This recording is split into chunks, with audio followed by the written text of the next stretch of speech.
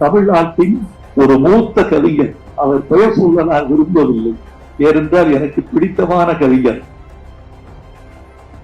வைரமுத்து கவிதைகளும் நிசார் கப்பாடியின் கவிதைகளும் இயற்கையும் காதலும் நான் படித்துவிட்டு ஜாகிர் ஹுசைன் அவர்களே நான் மிரண்டு போனேன். இனி நான் தரித்திருக்க போவதில்லை. அறிவாளிகளை சந்திப்பதற்காவது அடிக்கடி நான் பல்கலைக்கழகத்திற்கு வர வேண்டும் என்று நான் நினைக்கிறேன். நீங்கள் வேண்டும். இரண்டாம் உலகப் போர் நடந்து கொண்டிருக்கிறது. அமெரிக்காவுக்கும் ஜப்பானுக்கும் சண்டை. அமெரிக்காவுடைய விமானங்கள் வெடிகுண்டுகளை ஏற்றிக்கொண்டு வானத்தில் வந்து கொண்டிருக்கின்றன.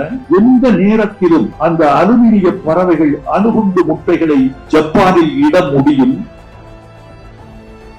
தீப்பிடித்து எரிகிறது, வீடு எரிகிறது, பூங்கா எரிகிறது, மரங்கள் எரிகின்றன, பள்ளிக்கூடங்கள் எரிகின்றன, சாலைகளின் மரங்கள் தீப்பிடிக்கின்றன. ஓடி ஓடி போய் அந்த நதிக்கு ஓடுகிறார்கள், நதியில் குளித்து விடலாம் என்று. நதிக்கரையில் குடிக்கிறவர்களுக்காக கூட்டம், இன்னொரு பெரும் கூட்டம் இருக்கு.